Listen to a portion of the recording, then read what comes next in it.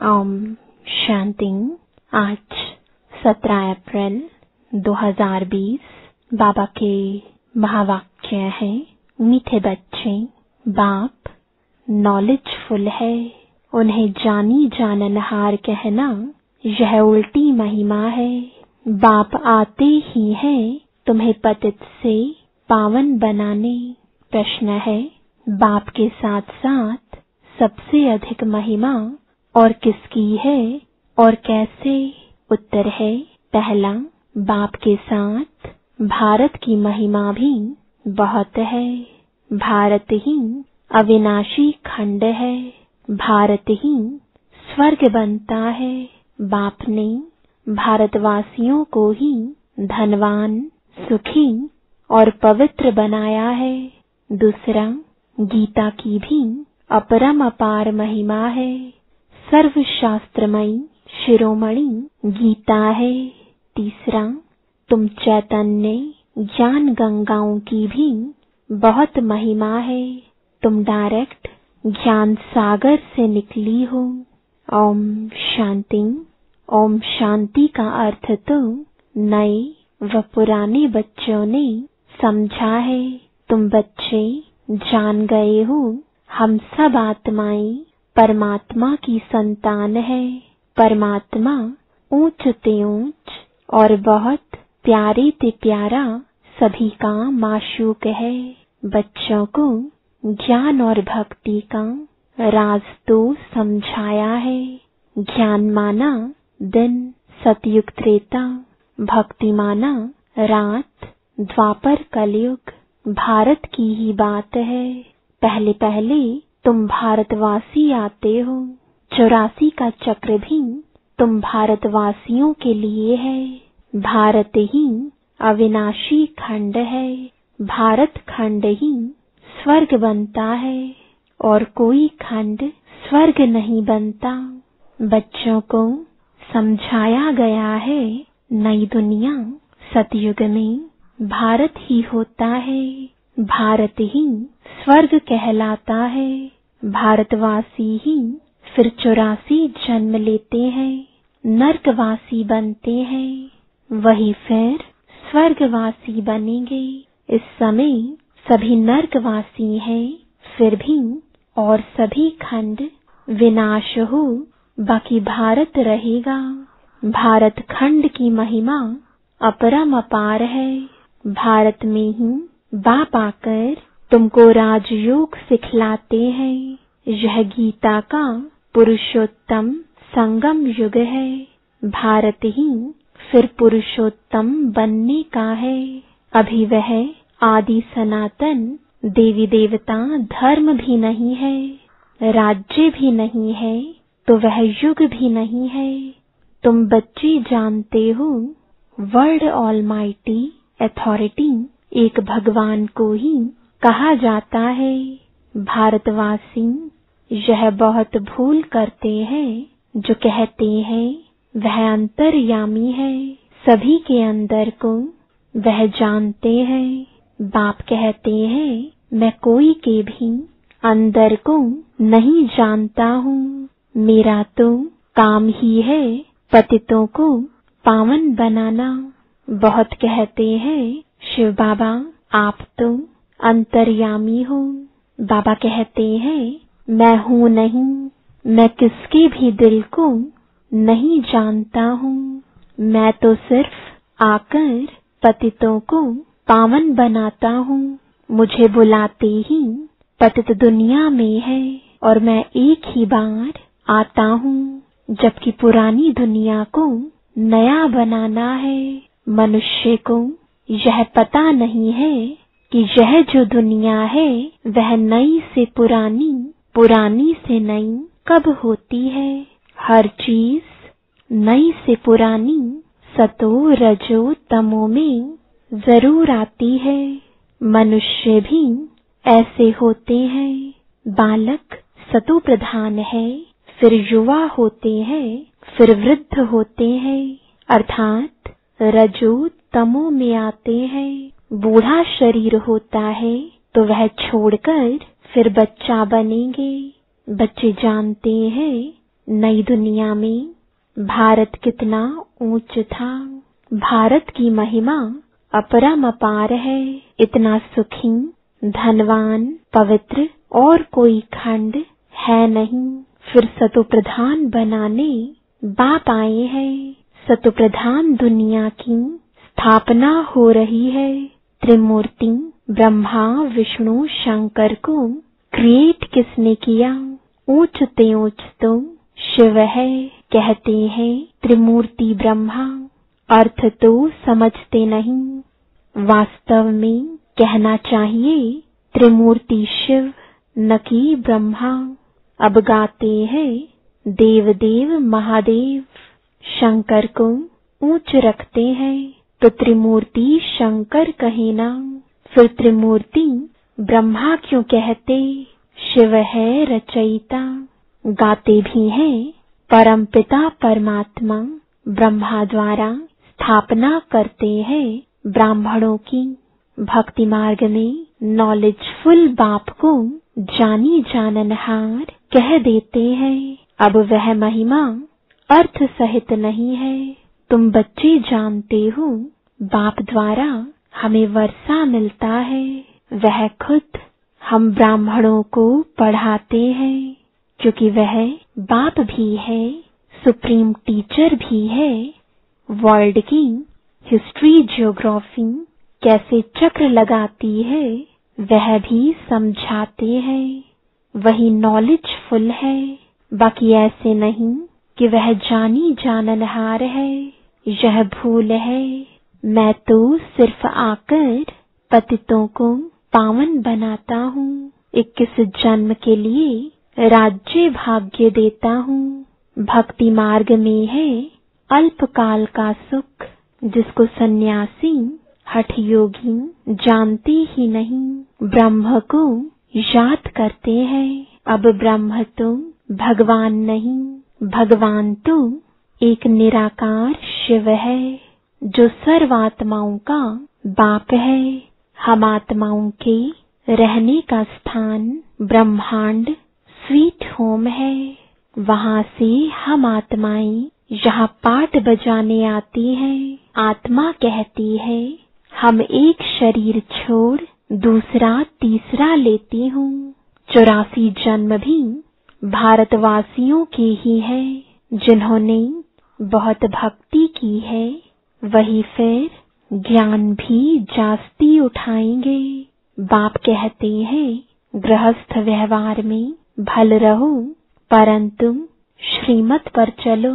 तुम सभी आत्माएं आशिक हो एक परमात्मा माशूक की। भक्ति मार्ग से लेकर तुम याद करते आए हो। आत्मा बाप को याद करती है। यह है ही दुख धाम। हम आत्माएं असुल शांति धाम की निवासी हैं। पीछे आए सुख धाम में। फिर हमने 84 जन्म लिए। हम सो हम का अर्थ भी समझाया है। वह तो कह देते आत्मा सो परमात्मा, परमात्मा सो आत्मा। अब बाप ने समझाया है हम सो देवता, क्षत्रिय, वैश्य सो शूद्र। अभी हम सो ब्राह्मण बने हैं सो देवता बनने के लिए। यह है यथार्थ अर्थ। वह है बिल्कुल रॉन्ग। सतयुग में एक देवी देवता धर्म अद्वैत धर्म था। पीछे और धर्म हुए हैं तो द्वैत हुआ है। द्वापर से आसुरी रावण राज्य शुरू हो जाता है। सतयुग में रावण राज्य ही नहीं तो 5 विकार भी नहीं हो सकते। वह है ही संपूर्ण निर्विकारी। राम सीता को भी 14 कला संपूर्ण कहा जाता है। राम को बाण क्यों दिया है यह भी कोई मनुष्य नहीं जानते। हिंसा की तो बात नहीं है। तुम हो गॉडली स्टूडेंट तो यह फादर भी हुआ, स्टूडेंट हो तो टीचर भी हुआ। फिर तुम बच्चों को सदगति दे स्वर्ग में ले जाते हैं तो बाप टीचर, गुरु तीनों ही हो गया। उनके तुम बच्चे बने हो तो तुमको कितनी खुशी होनी चाहिए। मनुष्य तो कुछ भी नहीं जानते। रावण राज्य है ना, हर वर्ष रावण को जलाते आते हैं, परंतु रावण है कौन यह नहीं जानते। तुम बच्चे जानते हो यह रावण भारत का सबसे बड़ा दुश्मन है। यह नॉलेज तुम बच्चों को ही नॉलेजफुल बाप से मिलती है। वह बाप ही ज्ञान का सागर, आनंद का सागर है। ज्ञान सागर से तुम बादल भरकर फिर जाए वर्षा बरसाते हो। ज्ञान गंगाएं तुम हो, तुम्हारी ही महिमा है। बाप कहते हैं मैं तुमको अभी पावन बनाने आया हूँ। यह एक जन्म पवित्र बनो, मुझे याद करो तो तुम तमो प्रधान से सतो प्रधान बन जाएंगे।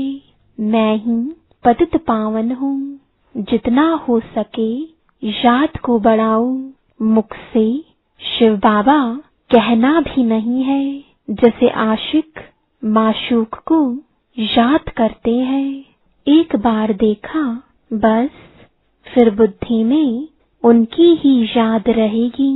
भक्ति मार्ग में जो जिस देवता को याद करते, पूजा करते, उसका साक्षात्कार हो जाता है। वह है अल्पकाल के लिए। भक्ति करते नीचे उतरते आए हैं, अब तो मौत सामने खड़ा है। हाय हाय के बाद फिर जय जयकार होनी है। भारत में ही रक्त की नदी बहनी है। सिविल वॉर के आसार भी दिखाई दे रहे हैं। तमो प्रधान बन गए हैं, अब तुम सतो प्रधान बन रहे हो। जो कल्प पहले देवता बने हैं वही आकर बाप से वर्षा लेंगे। कम भक्ति की होगी तो ज्ञान थोड़ा उठाएंगे, फिर प्रजा में भी नंबरवार पद पाएंगे। अच्छे पुरुषार्थी श्रीमत पर चल अच्छा पद पाएंगे। मैनर्स भी अच्छे चाहिए, दैवी गुण भी धारण करने हैं। वह फिर 21 जन्म चलेंगे। अभी है सबके आसुरी गुण, आसुरी दुनिया पतित दुनिया है ना। तुम बच्चों को वर्ल्ड की हिस्ट्री ज्योग्राफी भी समझाई गई है। इस समय बाप कहते हैं याद करने की, मेहनत करो तो तुम सच्चा सोना बन जाएंगे। सतयुग है गोल्डन एज, सच्चा सोना। फिर त्रेता में चांदी की एलॉय पड़ती है, कला कम होती जाती है। अभी तो कोई कला नहीं है। जब ऐसी हालत हो जाती है तब बाप आते हैं। यह भी ड्रामा में नोंद है। इस रावण राज्य में सभी बेसमझ बन गए हैं, जो बेहद ड्रामा के पाठधारी होकर भी ड्रामा के आदि मध्य अंत को नहीं जानते हैं। तुम एक्टर्स हो ना, तुम जानते हो हम यहाँ पाठ बजाने आए हैं, परंतु पाठधारी होकर जानते नहीं। तो बेहद का बाप कहेंगे ना कि तुम कितने बेसमझ बन गए हो। अब मैं तुम्हें समझदार हीरे जैसा बनाता हूँ। फिर रावण कौड़ी जैसा बना देता है। मैं ही आकर सबको साथ ले जाता हूँ। फिर यह पतित दुनिया भी विनाश होती है। मच्छरों सदृश सबको ले जाता हूँ। तुम्हारी एम ऑब्जेक्ट सामने खड़ी है। ऐसा तुमको बनना है, तब तो तुम स्वर्गवासी बनेंगे। तुम ब्रह्मा कुमार कुमारियां यह पुरुषार्थ कर रहे हो। मनुष्यों की बुद्धि तमो प्रधान है तो समझते नहीं। इतने बीके हैं तो जरूर प्रजापिता ब्रह्मा भी होगा। ब्राह्मण है चोटी, ब्राह्मण फिर देवता, क्षत्रिय, वैश्य, शूद्र, चित्रों में ब्राह्मणों को और शिव को गुम कर दिया है। तुम ब्राह्मण अभी भारत को स्वर्ग बना रहे हो। अच्छा, मीठे मीठे सिकिलदे बच्चों प्रति माता पिता बाप दादा का याद प्यार और गुड मॉर्निंग। रूहानी बाप की रूहानी बच्चों को नमस्ते। रूहानी बच्चों की रूहानी बाप दादा को गुड मॉर्निंग और नमस्ते। धारणा के लिए मुख्य सार है, पहला, ऊंच पद के लिए श्रीमत पर चल अच्छे मैनर्स धारण करने हैं। दूसरा, सच्चा आशिक बन एक माशूक को ही याद करना है। जितना हो सके याद का अभ्यास बढ़ाते जाना है। वरदान है, स्थूल देश और शरीर की स्मृति से परे सूक्ष्म देश के वेशधारी भव। जैसे आजकल की दुनिया में जैसा कर्तव्य वैसा वेश धारण कर लेते हैं, ऐसे आप भी जिस समय जैसा कर्म करना चाहते हो वैसा वेश धारण कर लो। अभी अभी साकारी और अभी अभी आकारी, ऐसे बहुरूपी बन जाओ तो सर्व स्वरूपों के सुखों का अनुभव कर सकेंगे। यह अपना ही स्वरूप है। दूसरे के वस्त्र फिट हो या ना हो, लेकिन अपने वस्त्र सहज ही धारण कर सकते हो। इसलिए इस वरदान को प्रैक्टिकल अभ्यास में लाओ तो अव्यक्त मिलन के विचित्र अनुभव कर सकेंगे। स्लोगन है, सबका आदर करने वाले ही आदर्श बन सकते हैं। सम्मान दो तब सम्मान मिलेगा। मातेश्वरी जी के महावाक्य। पहला, मनुष्य आत्मा अपनी पूरी कमाई अनुसार भविष्य प्रारब्ध भोगता है। देखो, बहुत मनुष्य ऐसे समझते हैं हमारे पूर्व जन्मों की अच्छी कमाई से अभी यह ज्ञान प्राप्त हुआ है, परंतु ऐसी बात है ही नहीं। पूर्व जन्म का अच्छा फल है, यह तो हम जानते हैं। कल्प का चक्र फिरता रहता है, सतो रजो तमो बदली होता रहता है, परंतु ड्रामा अनुसार पुरुषार्थ से प्रारब्ध बनने की मार्जिन रखी है। तब तो वहाँ सतयुग में कोई राजा रानी, कोई दासी, कोई प्रजा पद पाते हैं, तो यही पुरुषार्थ की सिद्धि है। वहाँ द्वैत ईर्ष्या होती नहीं, वहाँ प्रजा भी सुखी है। राजा रानी प्रजा की ऐसी संभाल करते हैं जैसे माँ बाप अपने बच्चों की संभाल करते हैं। वहाँ गरीब साहूकार सब संतुष्ट है। इस एक जन्म के पुरुषार्थ से 21 पीढ़ी के लिए सुख भोगेंगे। यह है अविनाशी कमाई। जो इस अविनाशी कमाई में अविनाशी ज्ञान से अविनाशी पद मिलता है। अभी हम सतयुगी दुनिया में जा रहे हैं। यह प्रैक्टिकल खेल चल रहा है। यहाँ कोई छू मंत्र की बात नहीं है। दूसरा, गुरु मत, शास्त्रों की मत, कोई परमात्मा की मत नहीं है।